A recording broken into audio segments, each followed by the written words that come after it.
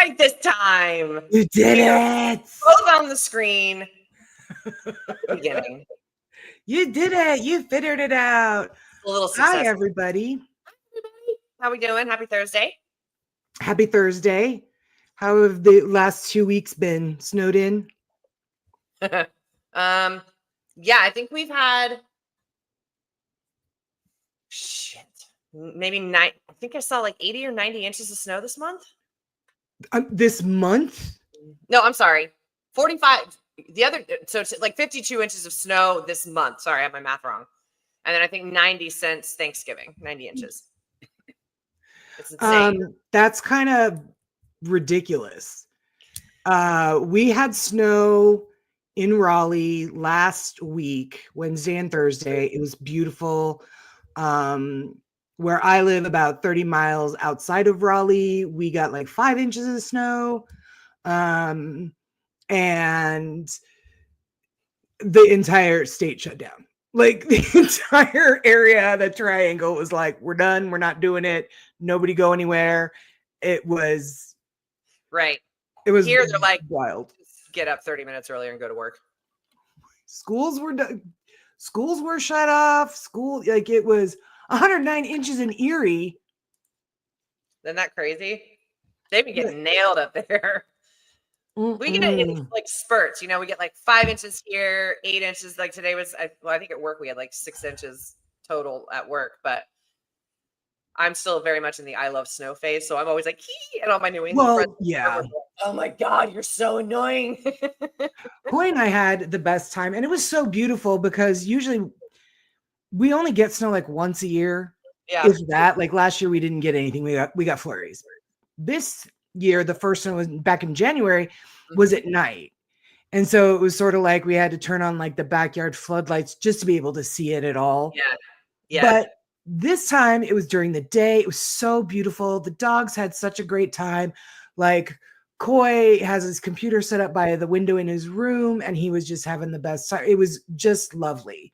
And then the temperature shot up, and by Friday it was all gone like it never happened. It was like a one-night stand that it didn't even want to remember us. Short-term relationship. Yeah, it was 40, 45 here the last 2 days. So what ends up happening that I have now learned is that as everything's melting, then it refreezes overnight. So everything it's just ice. And it's just there's like something on top of it, but not enough for you to really get any decent traction. But I love it. I love the silence of it. I love the way it looks. I love watching. My favorite thing is pine trees with snow on them. Yes. So yes. I still very much love it. And the Heinzens are always like, whatever, she's nuts. But Bernie today was outside with the big dogs, and he got the biggest case of the zoomies. He's sliding on ice. He's running. He just had like the best day ever. So yeah, it's a lot of fun. Especially like, you coming from Florida, us coming from Arizona. So yeah, we really enjoyed it. The 100 and what did he say? 109? 109. Yeah, here we go. 109. Oh, wait. For the year. Like, here we go. So far this year, Dan, or all of 2024 for the year? I think that's so far this year, like, absolutely not. Yeah, absolutely not. Season. And like, Jen and Mike will go because they live in Pittsburgh, and they'll go and they'll like vacation long weekends in Erie. Right. But I had no idea it got that much snow. Like, that's, oh my God, so much snow. Like what I would this winter. Wow, gee. Yeah, that's like, Buffalo kind of stuff that you hear about. Right. The Bills are playing in like 10 feet of snow. I know on snow days I get to work like 45 minutes early, and they're laughing at me when I come in, and I'm like, well, I didn't want to be late. I didn't know how long this was going to take me. I know. Well, because I drive real slow. Oh, yeah, 20 inch. Yeah. No. See, and that's the thing too, is like, and I think I've said this before on the show. I've definitely said it to you, Erin, that when we were thinking about where to move back east, because we knew we wanted to move back east, Pittsburgh was almost immediately ruled out because they get 48 inches of snow a year. Right. And I've lived in Pittsburgh in the winter, and I was like, no. Even though I was working from home. Raleigh, on the other hand, gets 4 to 6 inches of snow a year. And like what we got over 2 days was more than manageable.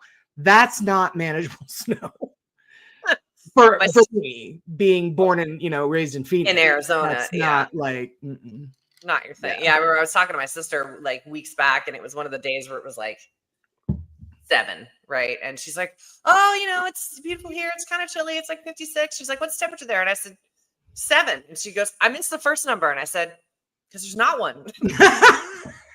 7 degrees. She's like, "Oh dear God, no, absolutely not, No. absolutely not." No. So I love it. Yeah. Happy. Wow. Thought I'd get living in Southeastern, but not this year. It wasn't too bad. You know what? You might regret saying that because, like in a week, they're going to be like, there's this massive cold front and it's going to attack you're getting a nor'easter and everybody's going to be buried. So shh. Right. Careful what Don't put that into the internet forever because then Mother Nature will be like, oh, hold up. Yeah. Exactly. Well, it's nice to see everybody. Yes. Hi. Thank you so much for joining. We've got a good one for you today. And I feel sometimes, Erin, sometimes I feel like we kind of, we're kind of repetitive on some of the stuff that we talk about because it's so important. Like we want to really pound the issue, drive it home. Yeah. But this is a little bit different. This one, I think, this one is going to be, oh God, sweltering today, 78. Phoenix just had their first 90-degree day of the year yesterday. 90 degrees in February. I was like, that state's going to just go up in flames in the summer. Right. Bye. I'm glad I left when I did. I'm really going to miss Laura and, my son's family that live there still. But,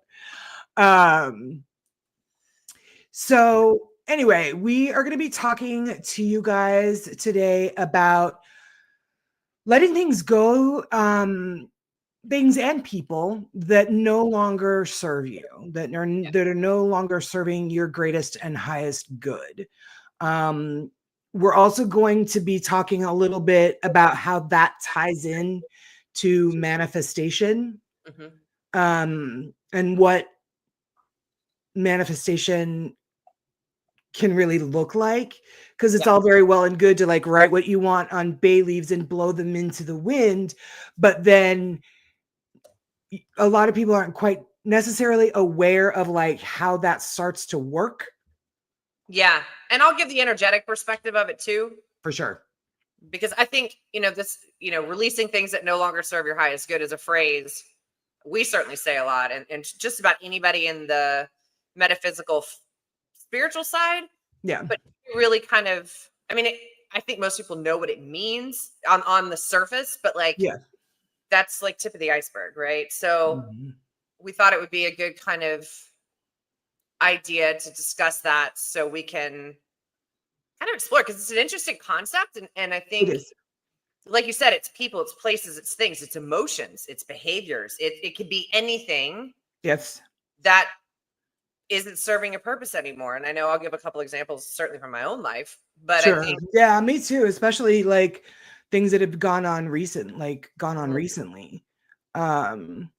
So, and that's, I was thinking about this most of today. Do I want to share what's been going on with the audience? Do I not? How do I? And I thought, you know what? Erin and I never, ever,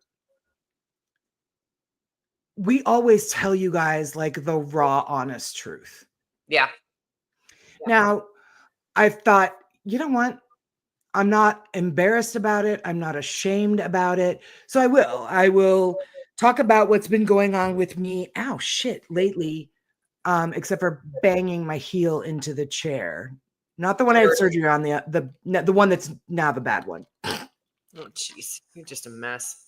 Yeah, it's a concept. It's a concept I initially, I knew what it meant, but I sort of struggled with what it was supposed to look like. Because again, you feel and a lot of times in this realm of things, you feel like you have to do it a certain way. And that's something we also discuss quite a bit. There's no perfect rule, and releasing things that no longer serve your highest good is different for everyone.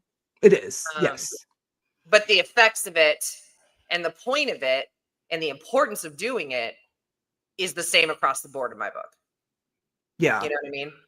Yeah. And that it also, you know what, I would like to also kind of touch on some of the, like, it kind of can go into some of that shadow work that we've talked about that we haven't really gotten too much into on the show, but that is going to kind of tie into it as well, because I think that no matter, like, if you've just kind of grown up in the metaphysical world, or if you're just now getting into it and finding it, and we know that a lot of you have commented and said that you finally found your tribe in us, in the show, in the audience.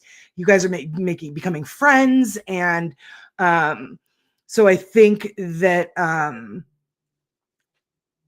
that might be a topic we talk about like later on, but I do want to kind of touch on it in this episode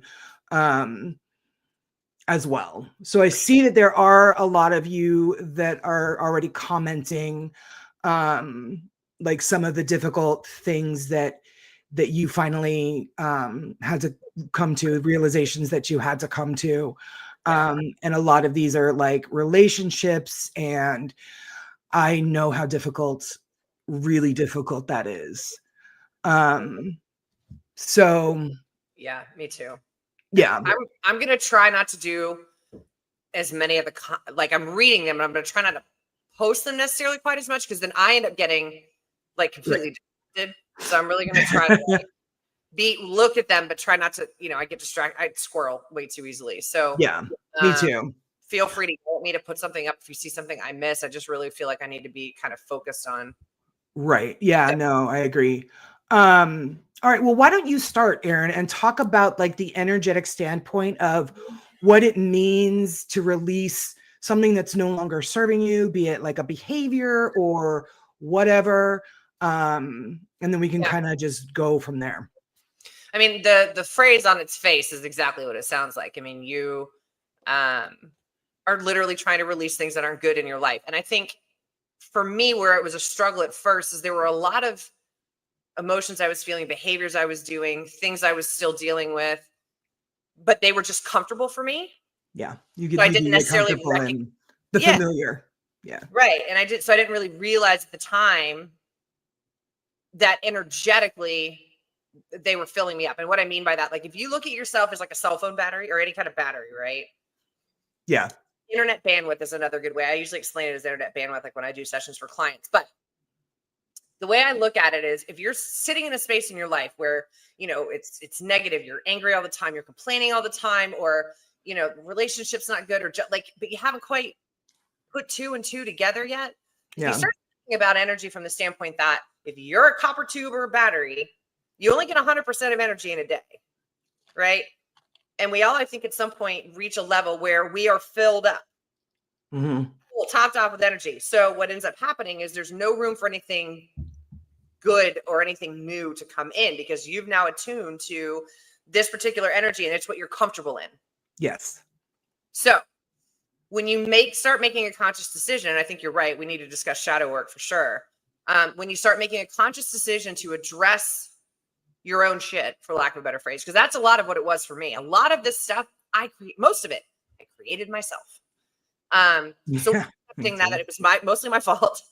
2, that this wasn't working for me anymore. And 3, start diving into shadow work to address the shitty parts of myself that I was causing me to be in this situation.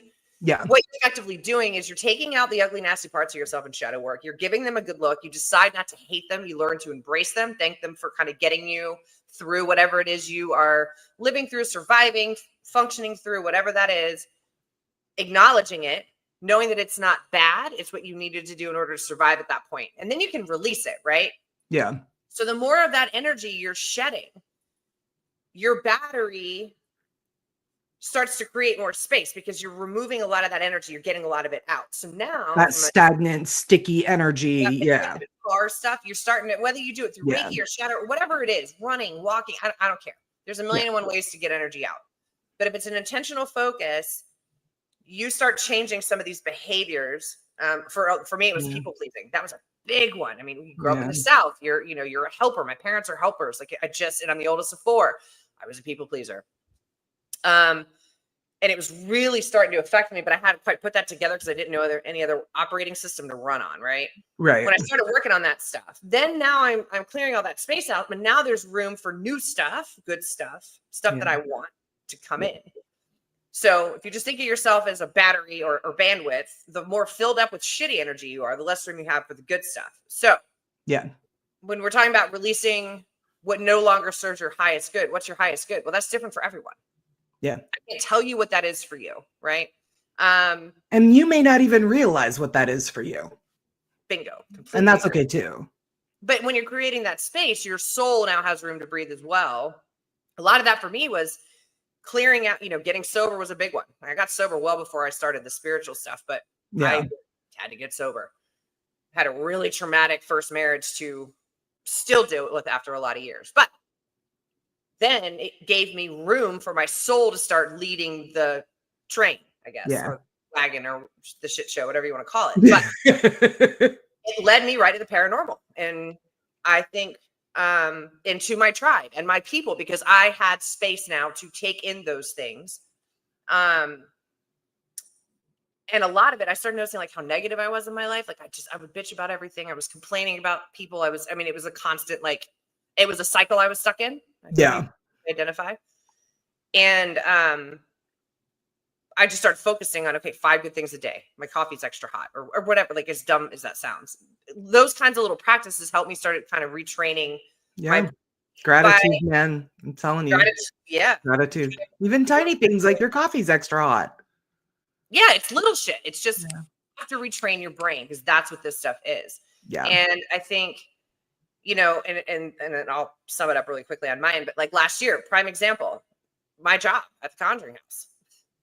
I mean, I wasn't going to leave it unless, like I had to leave, right? So where it is now, best decision we ever made was to leave last May.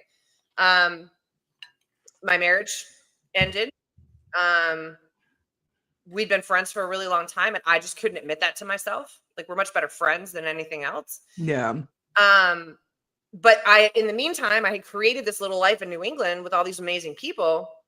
And so when the marriage came to an end, the job at the Conjuring House was done. It was like, I'm freaking moving to New England because I didn't want to wake up one day when I'm 85 years old, thinking on my porch about how I wish I had moved to New England when I was 45. Yeah. Gave me more space to look forward to my own life, gave me more space to, just say yes to stuff, gave me more space to trust the universe. Like like Dr. Phil would say, how's that working for you? My life wasn't working for me anymore. Dropped like almost 20 pounds since I moved up here. And it's not because of the divorce diet. I'm moving more. I'm on my feet. I'm, everything shifted, right? And there's days, of course. I mean, it's, big life change, but I can see past the immediate emotions that are affecting me that day and know that I'm on the right path. Do I know what's next? Nope. Do I care? Nope. But it'll all be fine. Yeah. So that's long-winded. Good Lord, that went on too long. Sorry. Your turn. No, not at all. And quite honestly, like a lot of people are resonating with everything that you just said. So, Corner Cauldron, yes, letting go can sometimes be very painful when you become comfortable with it. Let that ish go until then you'll manifest the same BS. And that is another thing that we definitely want to talk about on the show tonight. Because I think, like you said, Erin, you get comfortable. And like Marie said, you get comfortable with this same stuff because it's familiar. And the things that are unknown, that's scary. That's scary because it takes a lot of bravery. Yes. Yeah. It takes a lot of bravery to tiptoe into the unknown. It does. So whether it's something that is not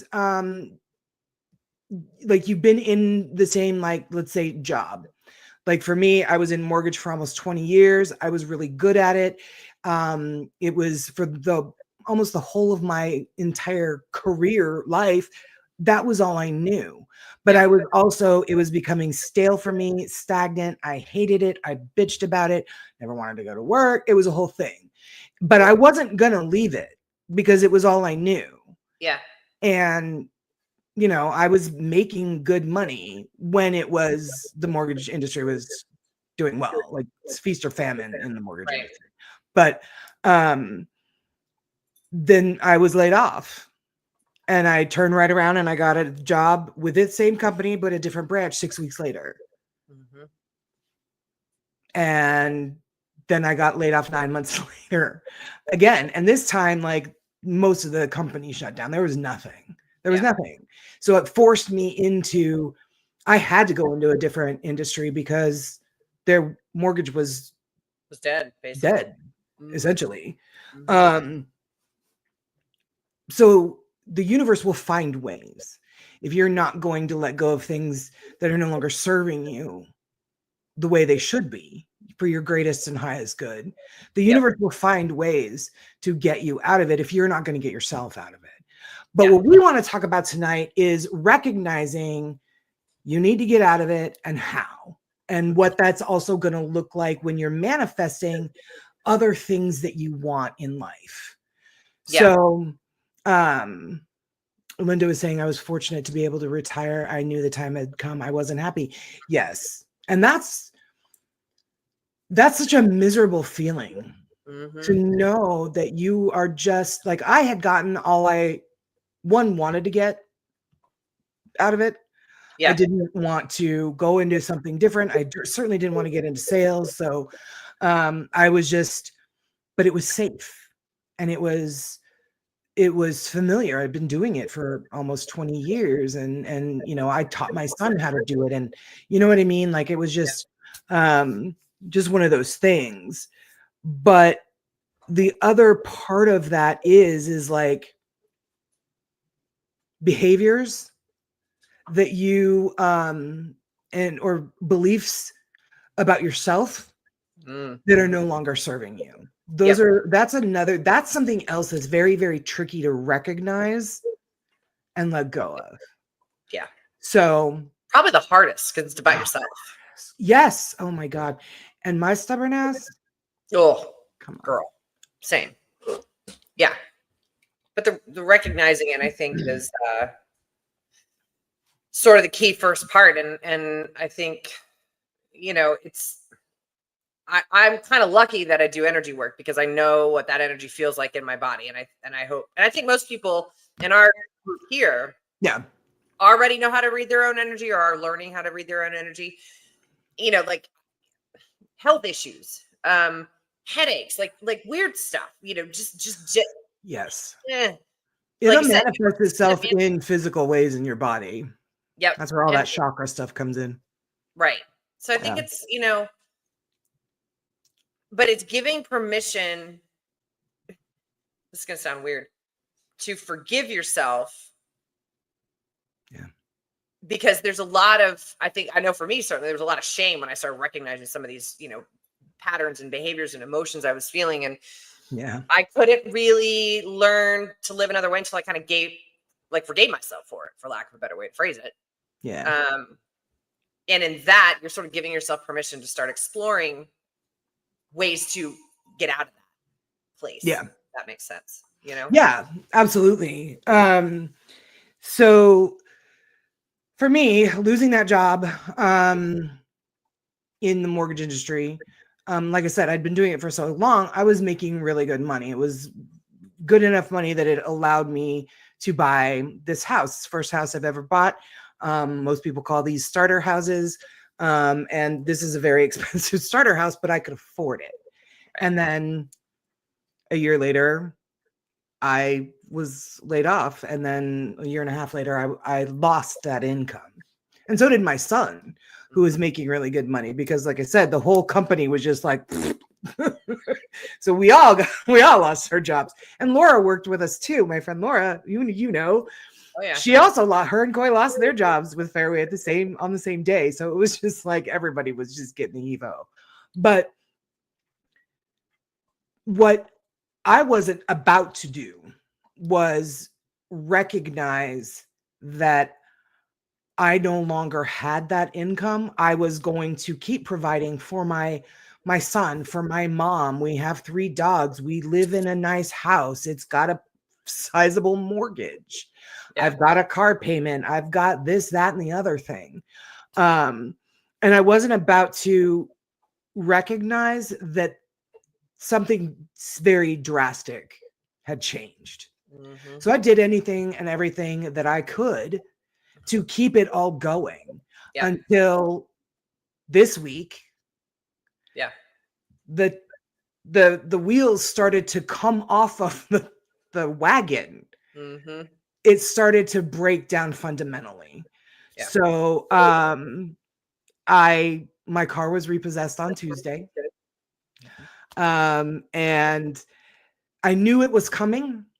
And I was like, I made my peace with it. It's fine. When he came to get it and I watched him drive off with this car that is the nicest car I have ever owned. Yeah. It hurt. I was like, oh my God. And I felt like such a failure. Yeah. Now, granted, I hadn't been driving the car because I couldn't drive because of the surgery. But again, that car was my baby and I loved it. It was a really good car. And I sat there that morning just in it and being like, you know what, Carrie? It is what it is. Right. My ex-fiance used to say that all the time. It is what it is. And it was always like as an excuse, like my life is shit, but it is just is what it is. Because he never wanted to try and improve his life. Right. But in this instance, it was what it was. And I sat there and I was like, with my guides, and I was like, poor me, you know. And I just realized that was no longer serving me. Thank you, you guys. I appreciate it. It wasn't serving me any longer because I was sacrificing what my family actually needs to try and keep up with these bills that I just cannot afford right now. Right. I just can't. Yeah.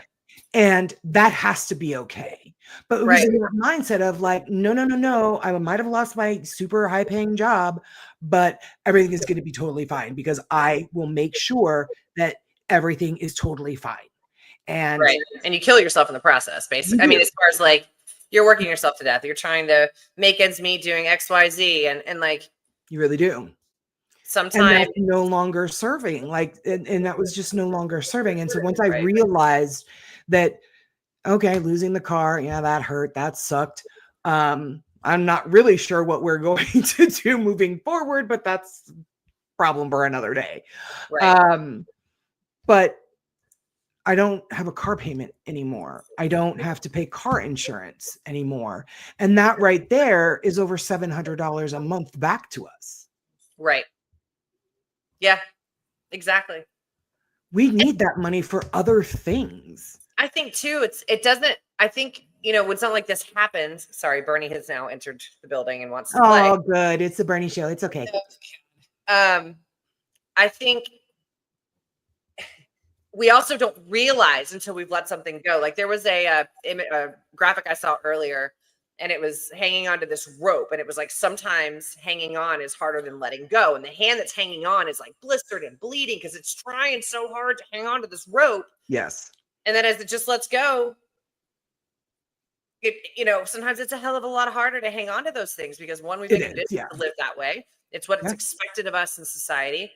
But I think a lot of times hindsight with this kind of stuff is huge. I'm not really into, I try not to look back a lot, but I think in this instance, when you're out of something, right?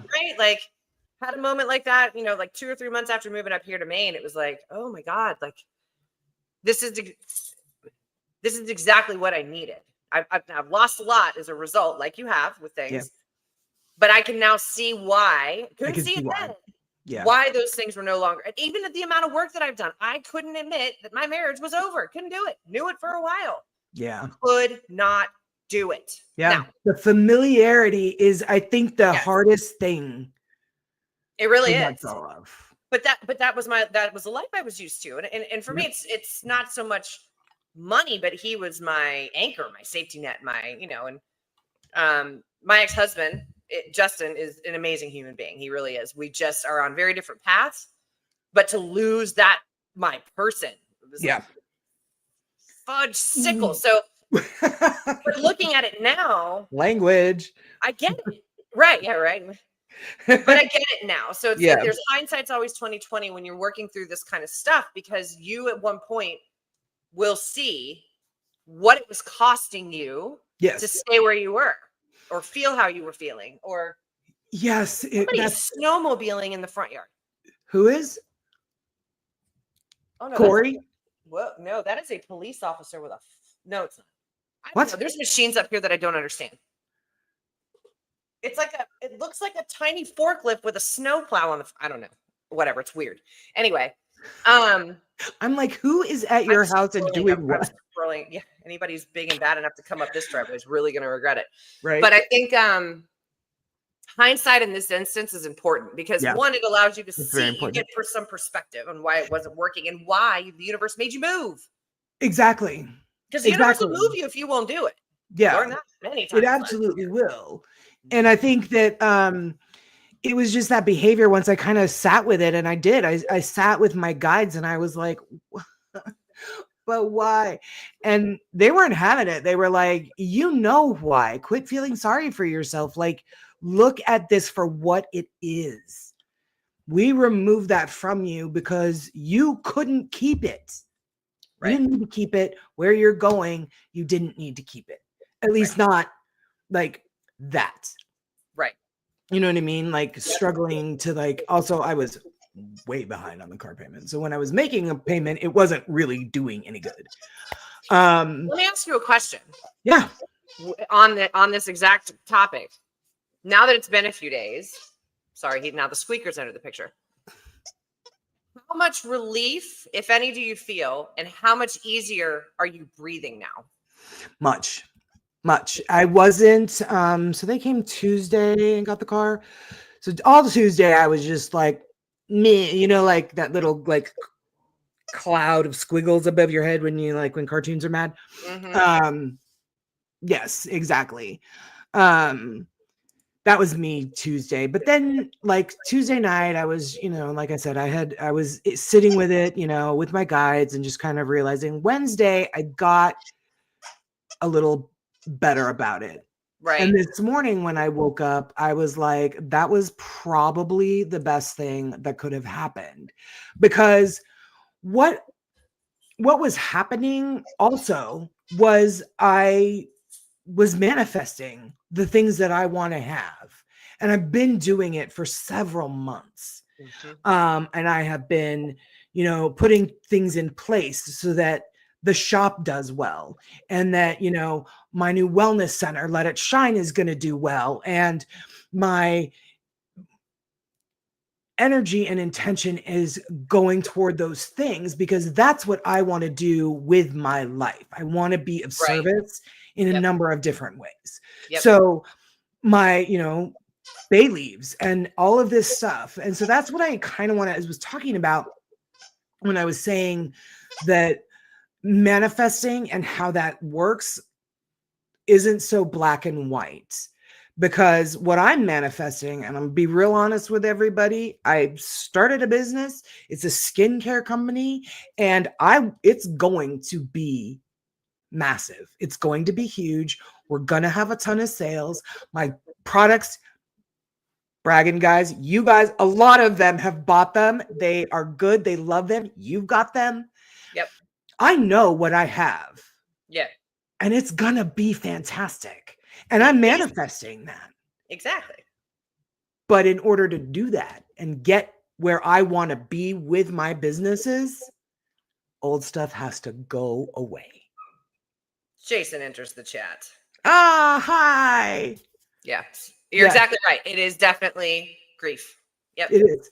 Really good point. I didn't even think about It that. is. And it's that way for like I said, for me, it was my own behaviors. For Erin, it was relationships lost. I can see a lot of folks in the chat, relationships lost.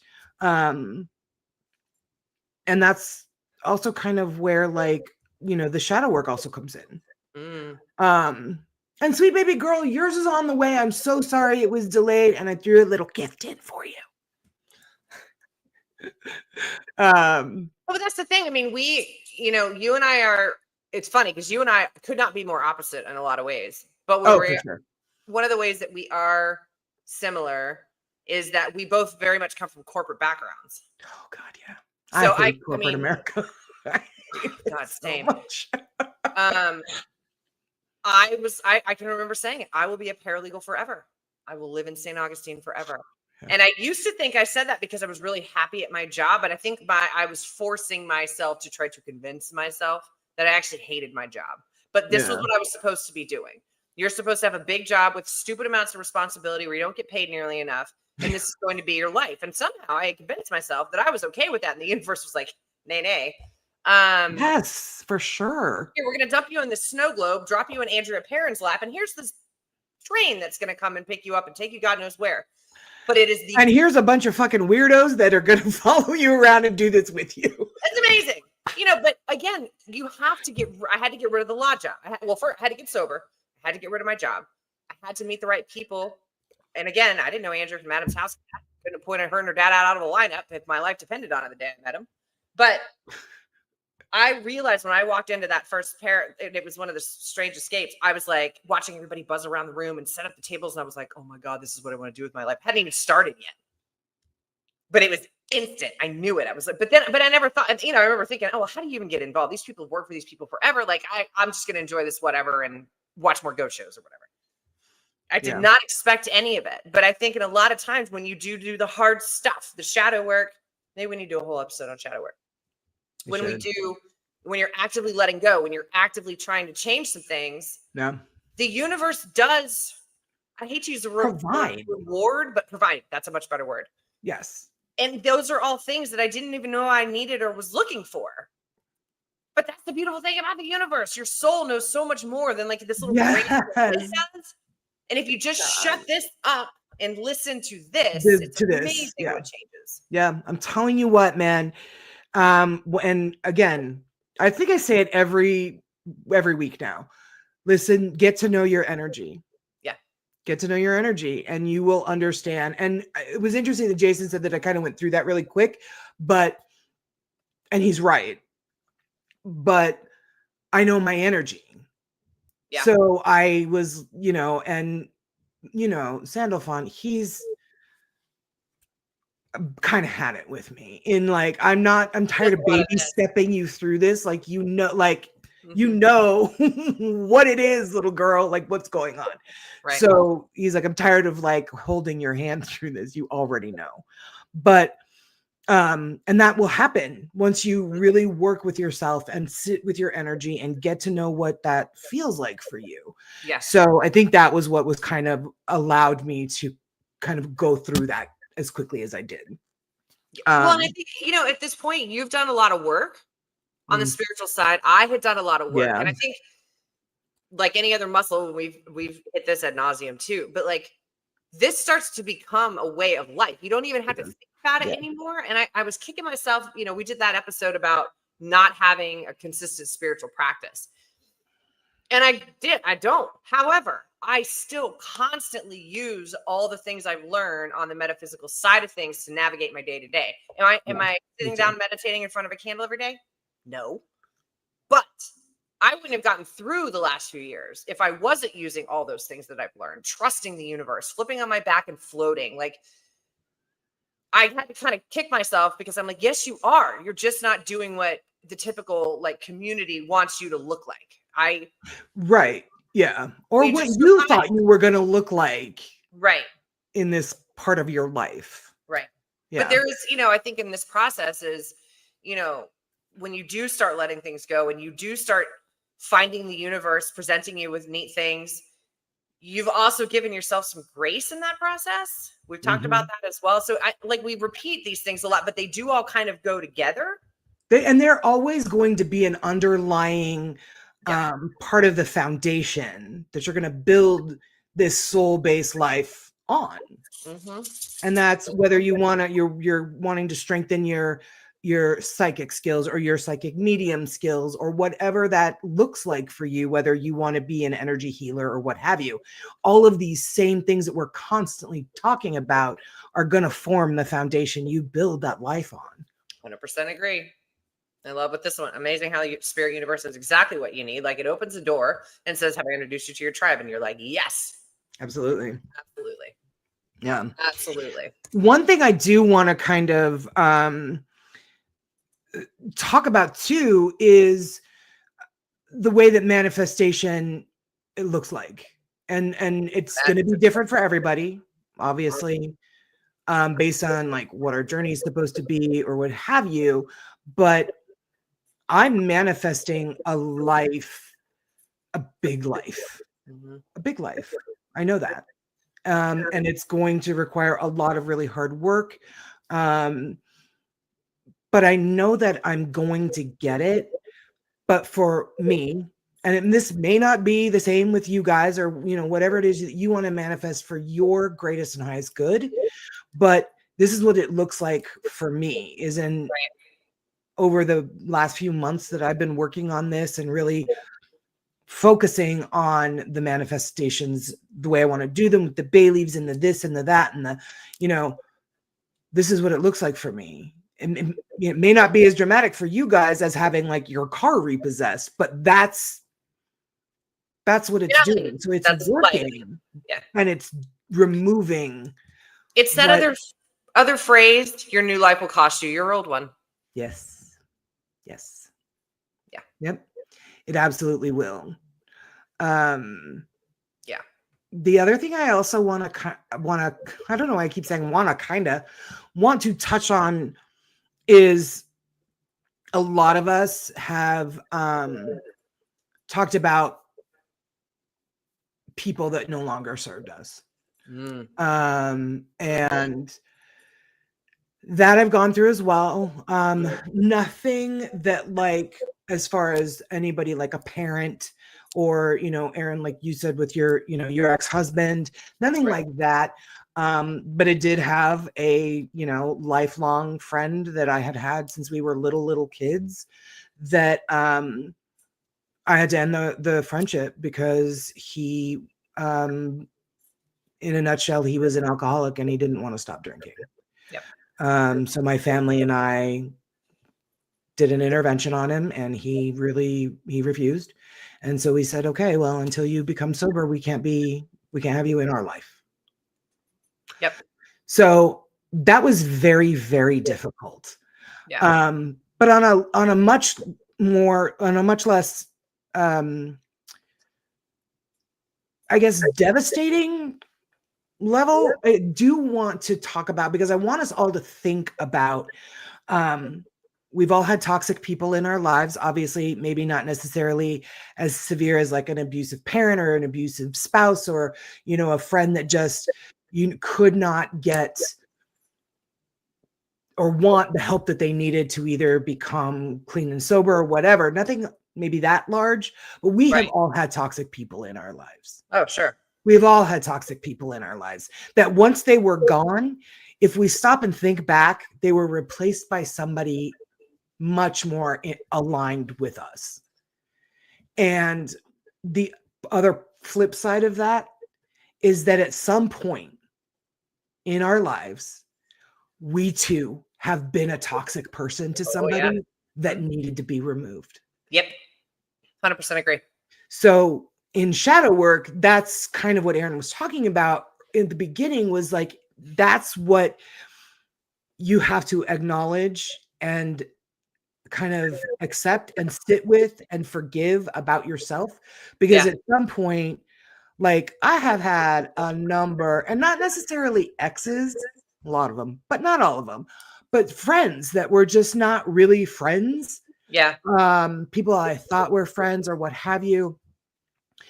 certainly exes that had screwed me up one side and down the other, and not in the fun way. That I was like, I don't, either I removed them because I was aware enough that this person is just not good, or the universe was like, we are absolutely severing this because you won't do it. Oh, yes. But at the same time, we have to acknowledge that we have at some point in our lives, probably a number of times, been that same toxic person to someone else.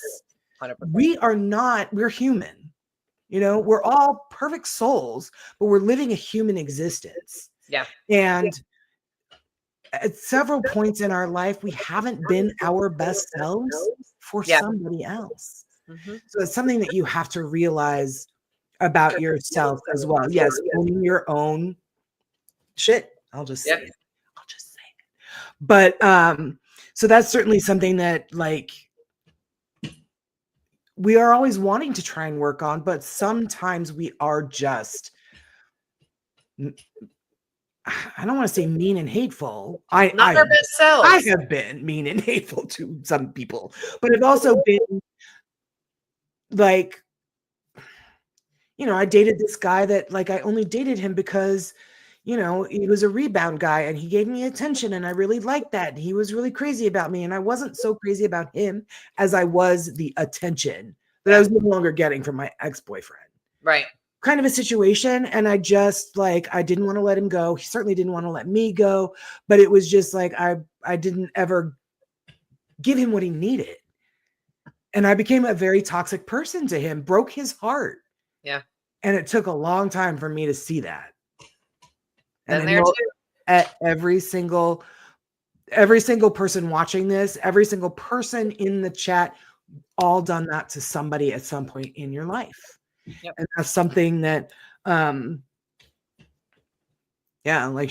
Marie said, you've got to own your own BS. Oh, absolutely. Well, and I think too, what's interesting in, kind of going back to the energetics of it, like, whatever stage of this you're on. Yeah. Well, but whatever stage of this journey you're on, you're constantly raising your vibration, whether it's through shadow work or it's whatever it is, whatever stage you're in, you're still making an intentional decision. I mean, your intention is probably not raise my vibration, but that's what's happening, right?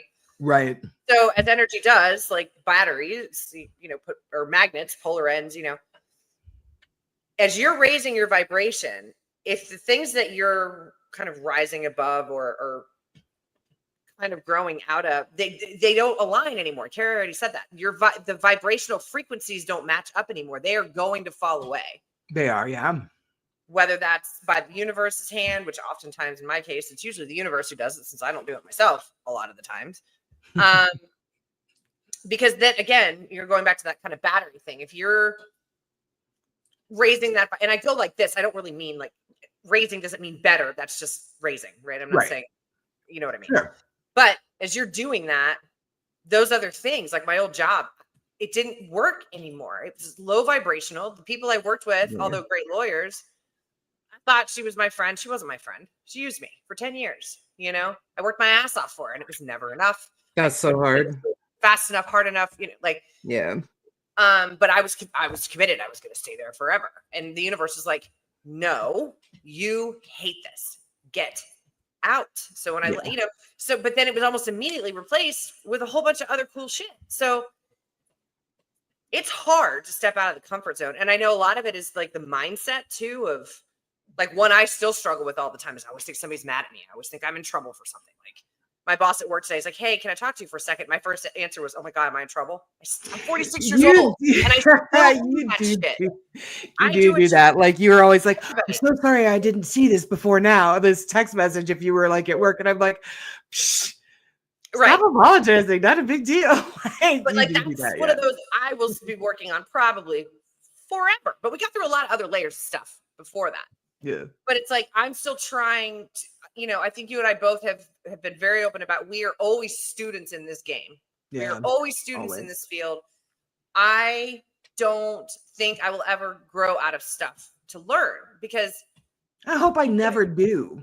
Right. Because it gives I us, hope I you never know, do. we learn, we get to grow, we get to meet neat people who, you know, but it's constantly becoming a better version of yourself.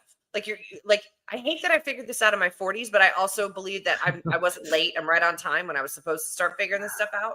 You know, that's a very good way to put it, because I felt the same way. Like, why did it take me so long to like get my shit together? I really wanted to be this way when I was like 25. 20 years ago. Yeah. What?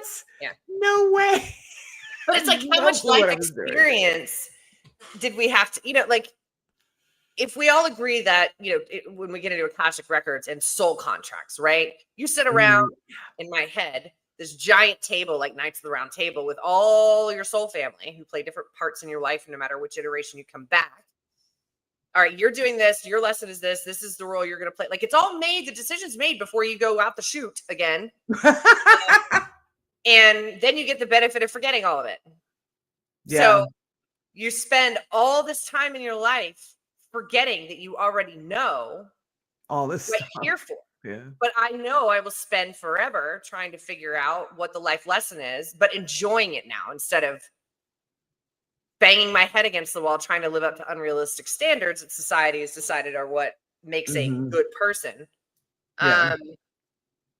But that's because I just started making the conscious decision, like, okay, if I'm real honest, I've been in a probably pretty heavy depression for a year before I moved up here. Because I knew That's I fair. wanted to be here. I knew my marriage was over. I knew I didn't want to be in Florida anymore, but I wasn't going to do anything about it. So universe is like, bitch, get out the way.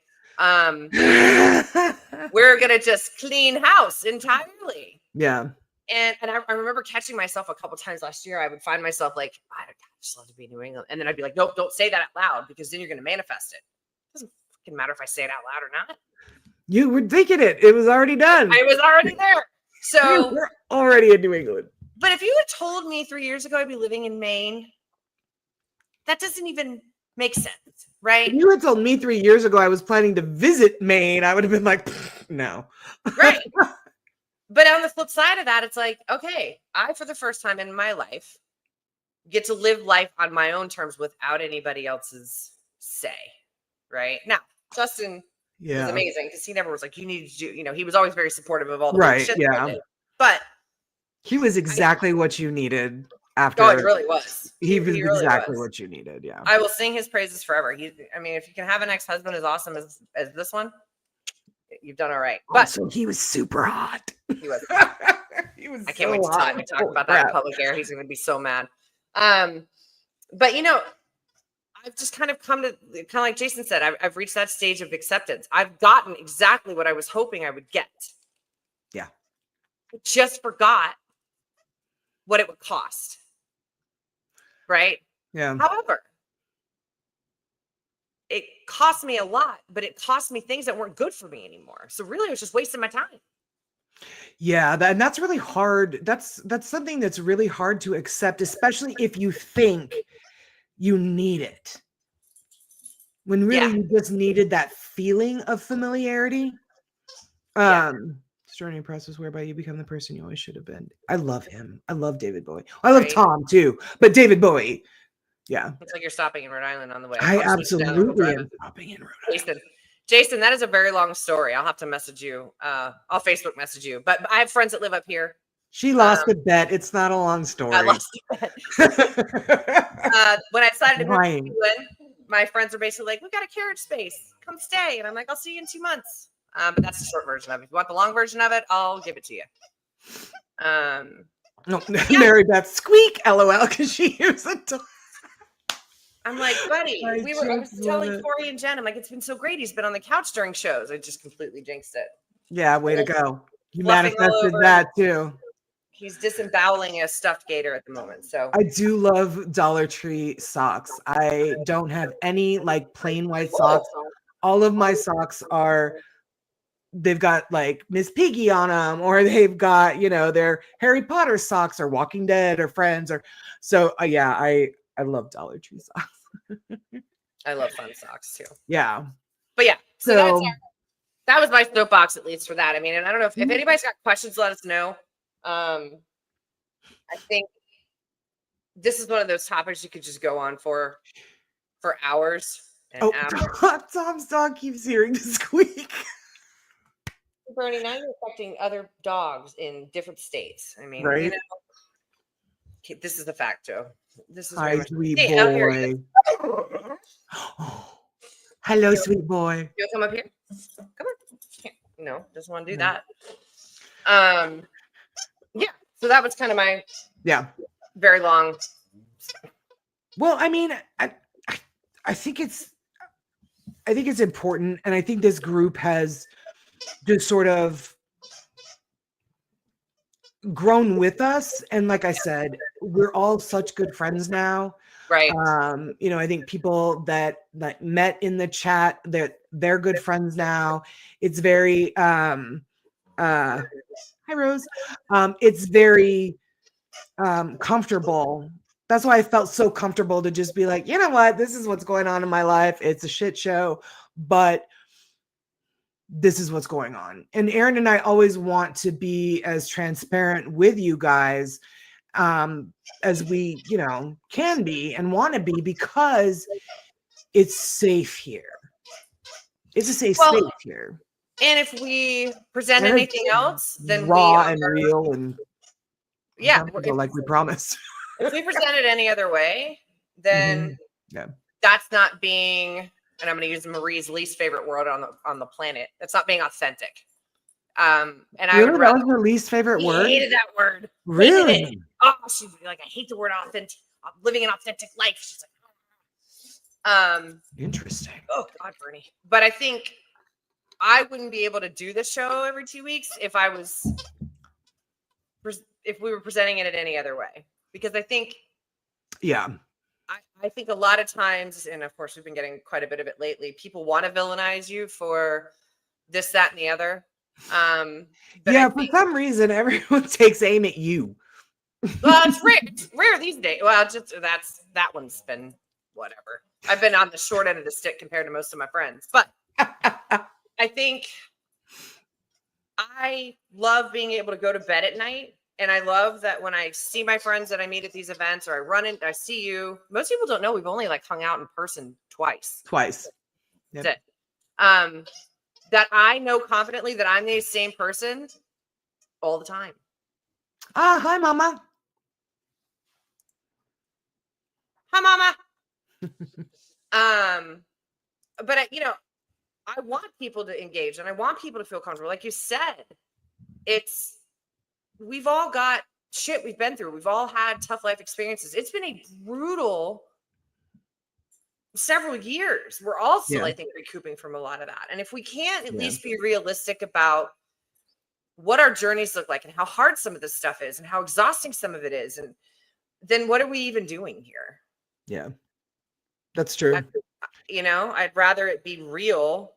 Yes, me too. Than anything else. Than anything else. And I mean, maybe she didn't like the word, but authentic is one of my favorite words. I love that word. Yeah. Yeah. Authentic, genuine, but it's definitely, as far as like manifesting, it's one of those be careful what you wish for things.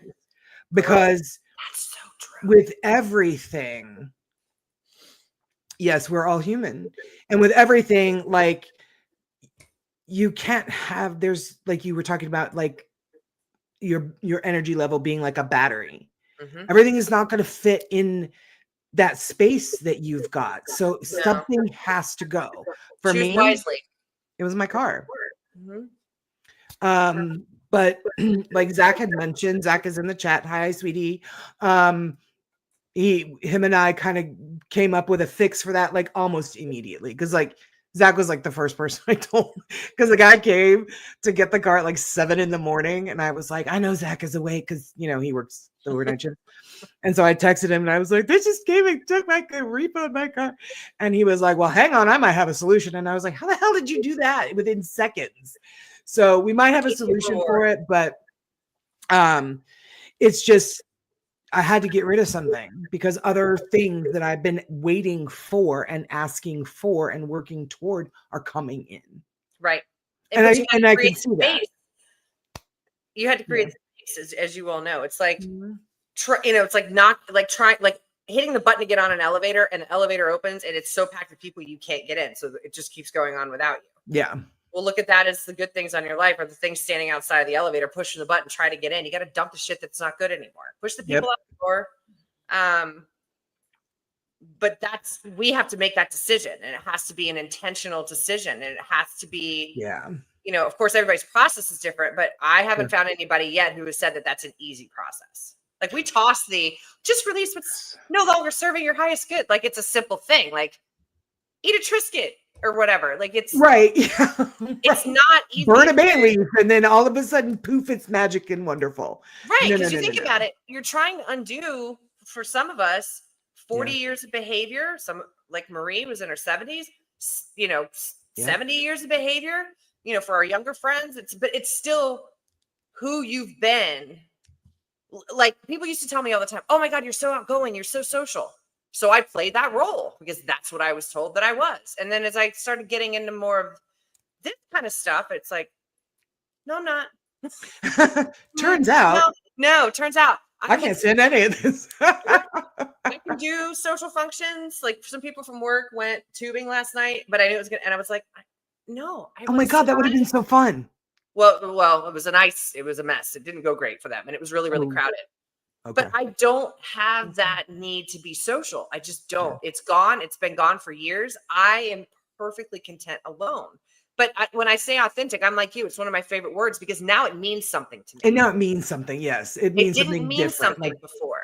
Right. It means something like,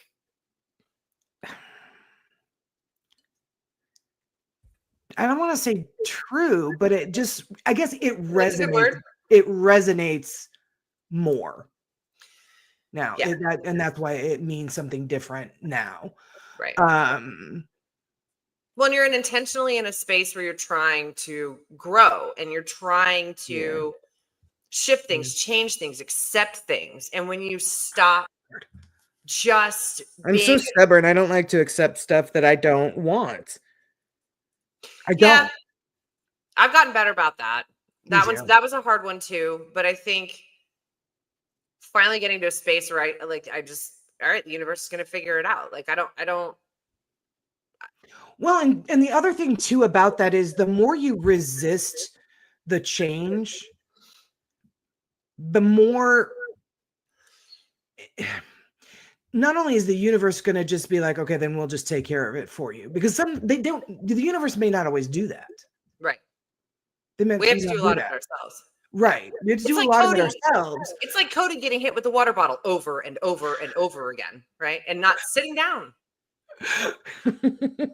It's exactly like that. The universe was like, this is what you got to do, but if you're not going to do it, we're just going to watch this and laugh with everybody else.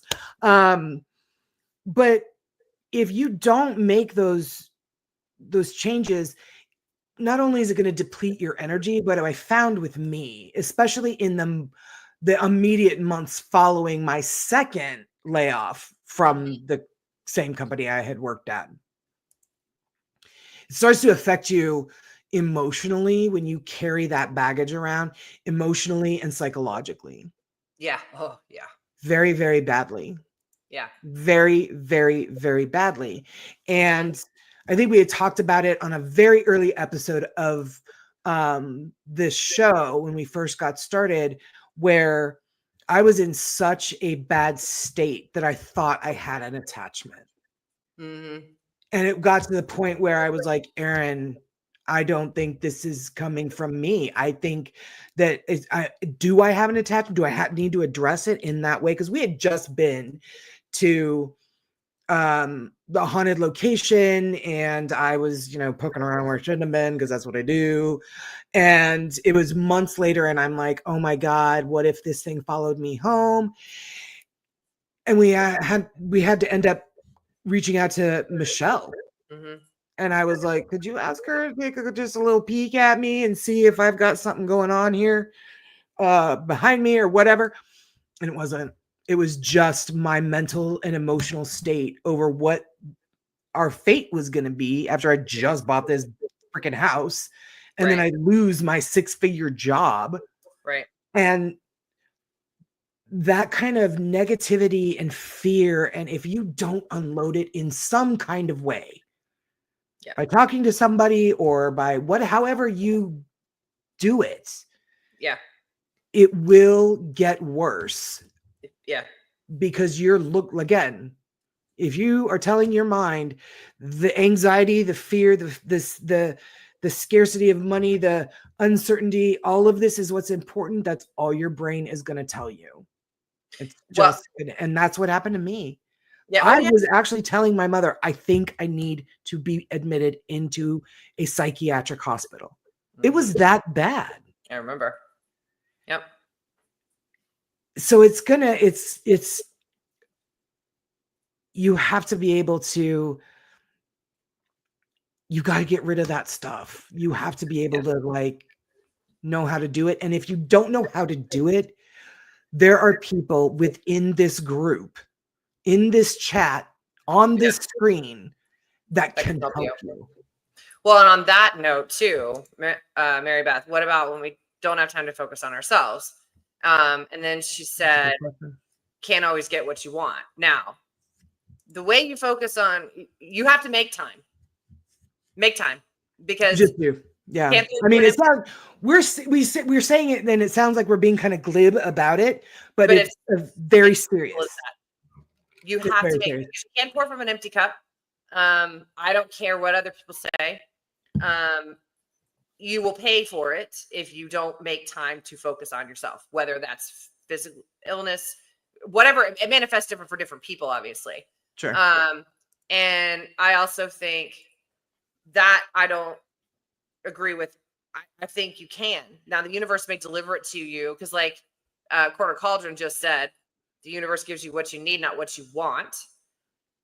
But you're not going to get any of those options if you don't start focusing on yourself to some degree. Yes. And focusing on yourself is not selfish. It isn't selfish. It's very, very purposeful. And Mary Beth, I know you have family that depend on you. So if you won't make time for you, make time for you for them. Bingo. Because you can't be there in the capacity they need if you are so depleted of energy that you're not even taking care of yourself. Right. Yeah. But again, that's a mindset too. That kind of that's a really good example of the things that we get to choose to do or not do.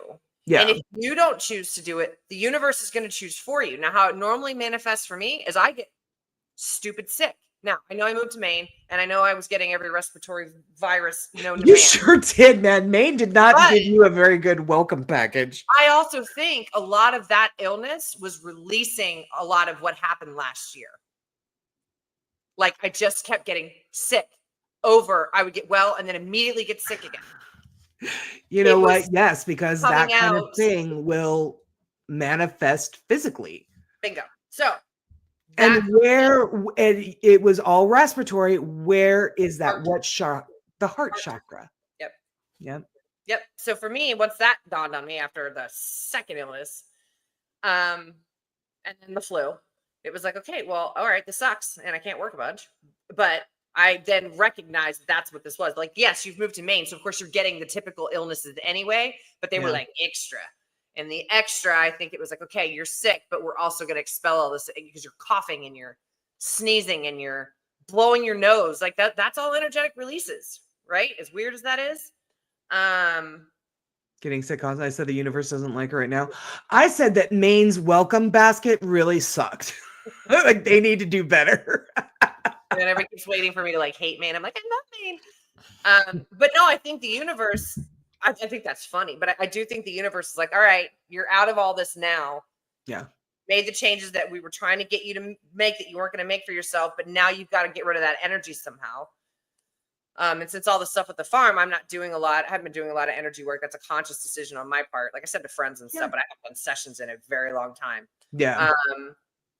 That was how the universe was helping me get rid of some of that energy, is how I looked at it. Yeah. Yeah. So, I mean, and that's a perfect example of it. That's a perfect example of it. Yeah. Regurgitating the bad, maker for the good. Exactly. Right. Yeah. So it's, I love her. I do. I I know. really love her. She is so, the energy around her, and she's the one that I met in Gettysburg Right. when I happened to go to the Saks-covered bridge. Like it was just a chance meeting. Yeah. But right away, Was it though? it was, I know, right? It really Universe. wasn't a chance meeting, but it just was one of those, like, I just made the last minute decision I had time to go to it before I had to be back at the vendor show before it opened. And I was like, I'm going to go. I'm not far from it. And I just last minute decision to go, and I met her. And ever since, it's just been like, I feel so comfortable in your presence that I feel like I've known her forever. I probably have, but that's just another part of this whole community and metaphysical world that I just love. Like you and me, we were like over a hotel all room the time when we met. Yeah. Over a hotel room. Yeah, I think, but that's that energetic, when you've got space, then the right people and the right, like my closest friends, like that are my parents or my sister. Sure. People I've met in the last 3 years. Yeah. Almost 4 years. These are the people that I've been waiting for my whole life. Me too. And I have, like, a lot of my friends are people that I have known truly my whole life. My closest friends, with the exception of Laura. Now, granted, I've known Laura for about 10 years, but Jennifer, we met when we were 8. My friend Takuma, one of my best friends, we met when we were 5. He's my oldest friend. Yeah. 45 years. They're Archie, my friends from grade school. I'm still friends with all of these people, but the crew that I met the minute I moved here, Yeah. I moved here in March. We moved into this house in April. By, I think it was August, we were investigating Trans-Allegheny. I met Zach, his dad, Donna. All of my paranormal crew here almost the minute I moved here. And I knew that was another thing that I was like, I know I'm supposed to be here. Right. Yeah. I'm supposed to be here. Mm-hmm. And it's been wonderful. I think that's another part of the reason why I have such a hard time. Like, I'm not letting this life go. I'm not moving back to Arizona. Right. I could sell this house and we could, there's no way we would ever find a house like this in Arizona for what I paid for this house. There's just no way. Right. No. But I'm not doing it. I'm absolutely not doing it. No. Some things are worth fighting for. I know, like, with all the stuff we've been dealing with over the last year, I think a lot of people, it's funny. I've heard some rumblings that, people think that our, like, original little group of 7 from the farm, like, it's no, we're really all real good friends. Hell, for my birthday, I drove down to Rhode Island, went to dinner with Ken and Dawn and Cody and Satori, Steve.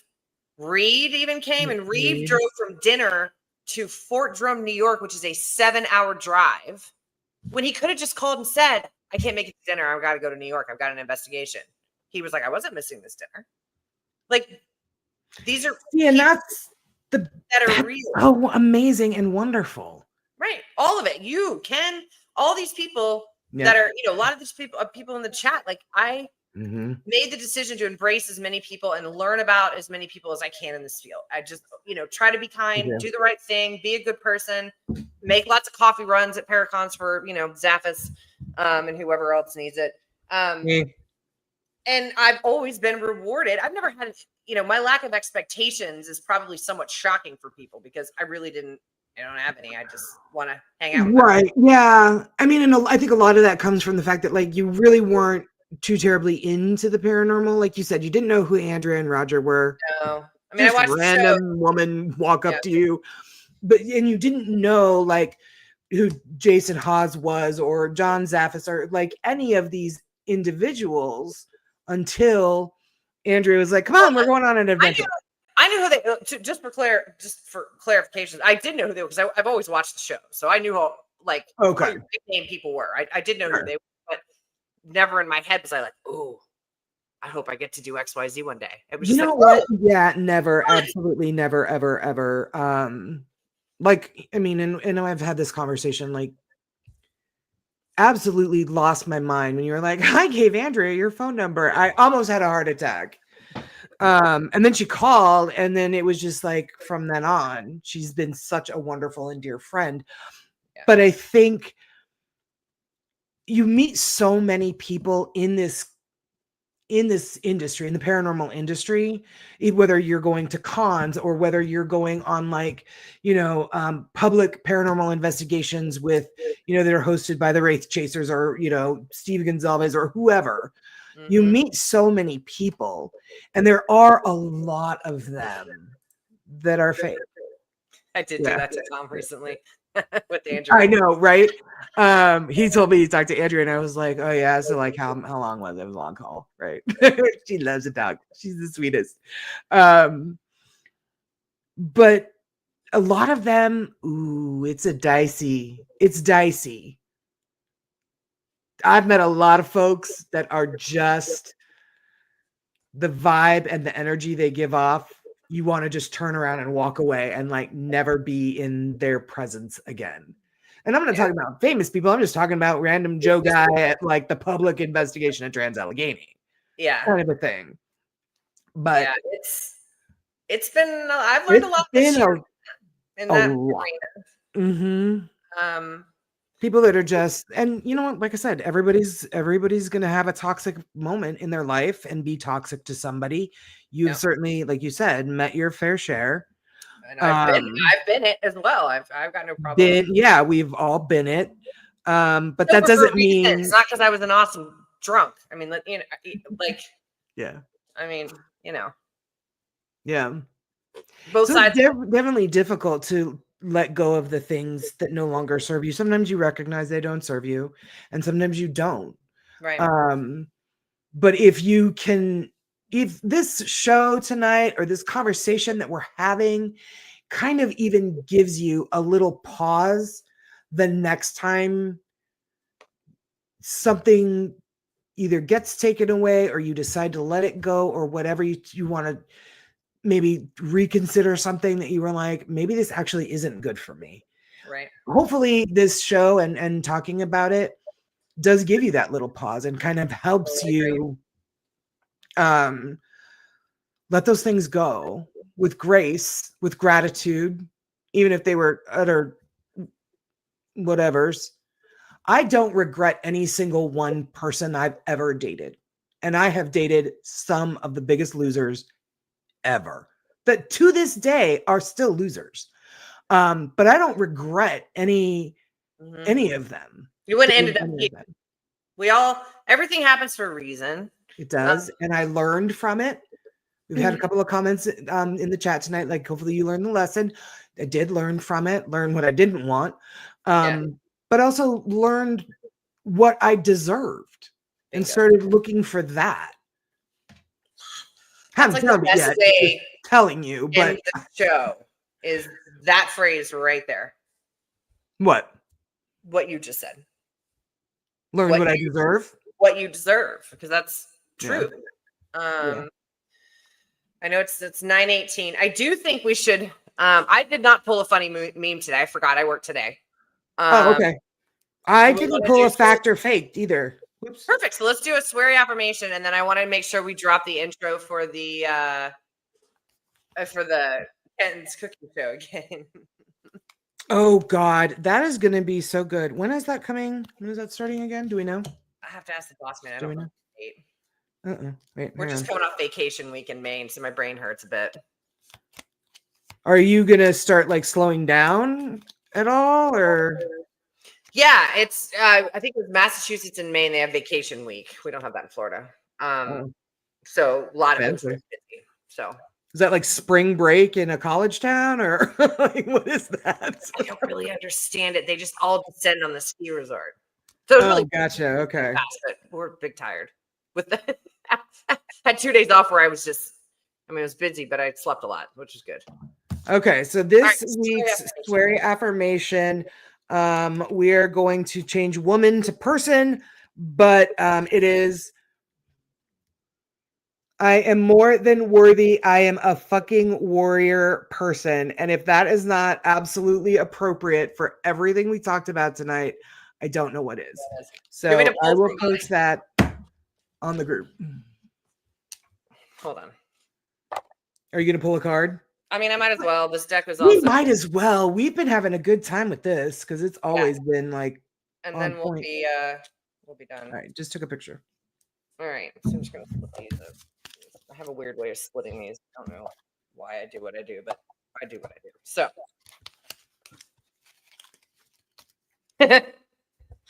Oh God, tell me. Karmic relationships. Orion energy. Hold on. Whoa, you guys. I'm telling you, this deck never fails. Karmic relationships, 84. Of course, I have it like a cave in here, and my eyes are getting old. I don't know if I'll be able to read it. Great. I know why do the books always gotta be so teeny tiny? Yeah. Right? All right. Polarity causes conflict and highlights separation. However, because of this, conflict can also result in unity and growth. Too many misunderstandings are caused when we don't open our heart and mind and see things from a different point of view. When we go into reactive second-guessing mode instead of gathering the courage to open our heart, we should admit that we may have reacted because of our own woundings and then find mutual ground. We're all innocent children looking to be seen, understood, and cherished. It's much harder to grow closer through conflict than it is to grow further apart. And yet that's the invitation of conflict. It's easy to react and take things personally. It's more challenging to see the innocence of all involved and find a way to grow closer through conflict. It's through relationships that we grow the most. How can you soften your heart, drop your defenses enough to see things from a different point of view?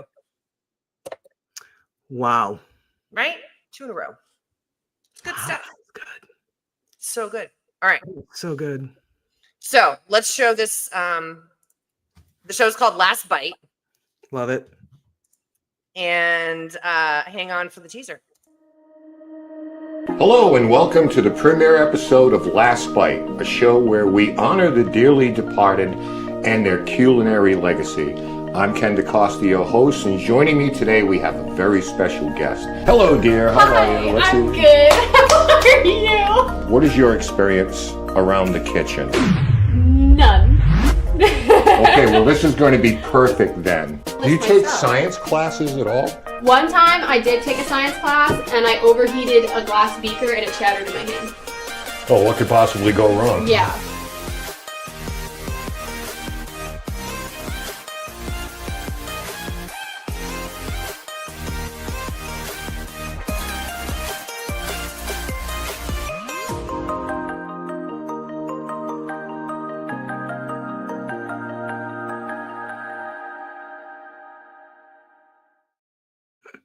I can't wait. I can't wait either. Is he going to have a different guest every week, or how is it going to sometimes just be him, or is it both of them? I don't know. If he decides he wants to pop on, he can. But I think what I love about this show is that is what it's like just to hang out in the DeCosta kitchen. It's silliness and ridiculousness and delicious. The best. She's a regular now. God. But yeah, so Ken, do you have an air date for that yet? We'll post it in the chat because my brain is fried and I don't remember. I should have asked before the show started. It's gonna be so good. It's gonna be so good. So stay tuned for that. Yeah. I've heard what they cooked last week for the next episode, so I'm excited for that. And she keeps talking about Satori. I think she's getting better. She's getting better, I swear. Probably in a week or two, we have 3 taped. Okay, so they're coming. So once we That's so cool. I'm super excited. For the dance moves, I know, right? God. Yep. Gotta love it. But thank you guys for joining us again. Yeah. Thank you guys. Always hit us up for questions if you need anything. And I don't know what illuminating topic we'll be discussing next time, but I'm sure it is guaranteed to be as big of a train wreck as this one was. Yeah. Oh, I do want to say that God, is it already the end of February? So this coming Monday, Abigail Arnold's Biscuit. Oh, cool. Coming up this Monday, my wellness center, Let It Shine Spiritual Wellness, me and Tammy Christine Medium and Medium Tom Owen, and just me. I don't have a fancy title. And Zach, just Zach.